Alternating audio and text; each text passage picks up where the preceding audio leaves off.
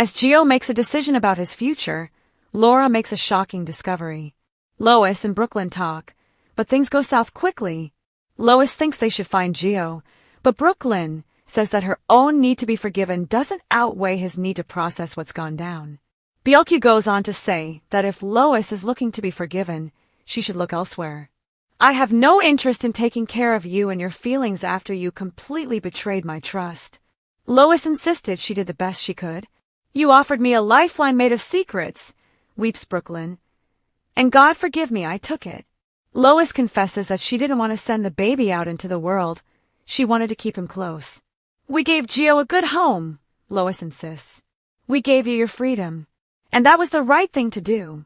Lois suggests that had she not taken action, Brooklyn wouldn't have had the life she does.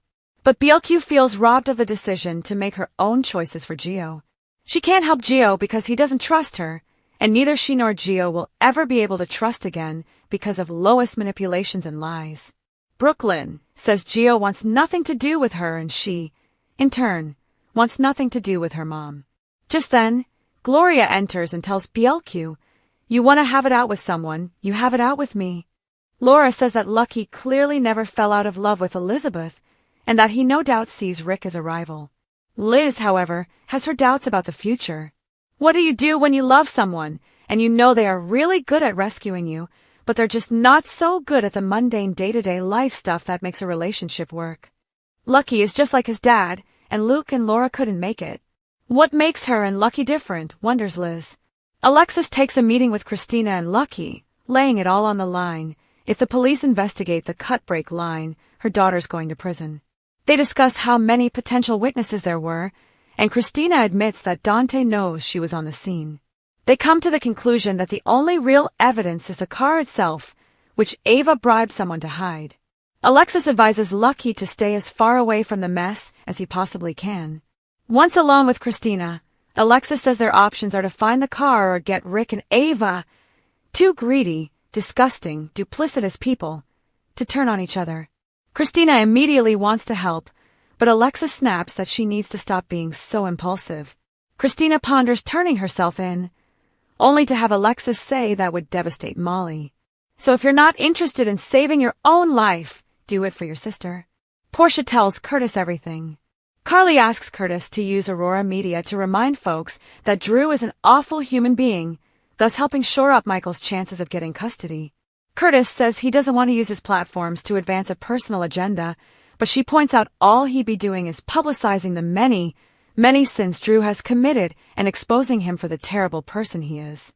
But he points out that Michael is the majority shareholder in Aurora, so a smear campaign might leave Drew looking like the victim. Later, Portia tells Curtis that she and Nina hired a sex worker to frame Drew. He asks where Jacinda is now, and Portia admits she has no clue because they paid the woman a lot of money to leave town. The one thing Portia can't figure out? She and Nina drugged Drew, so how did Tracy get arrested? Curtis immediately realizes that Drew must have framed her. When Curtis worries his wife could be in serious trouble, she assures him the drug links back to Brad. And who's going to believe an ex-con over me? She asks.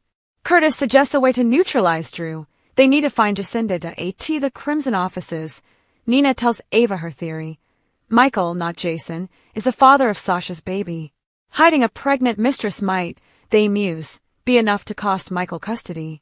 But there's one major fly in the ointment. Nina doesn't want to hurt Sasha. Ava, on the other hand, wonders why Sasha and Michael should get to keep their dirty little secret while Willow's entire life is out there on social media for everyone to comment on. They agree this is Drew's fault, and that if Willow gets custody of the kids, she'll never leave him.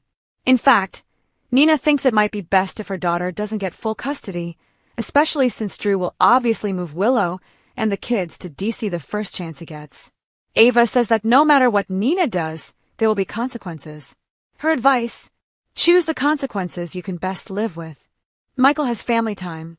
Michael spends time with Sasha, asking if she'd hang with Wiley and Amelia while he's at the divorce hearing. She can't, however, because Rick has called her as a witness. They try to figure out why she's being called but can't come up with a reason, deciding that it's unlikely she'll actually be put on the stand.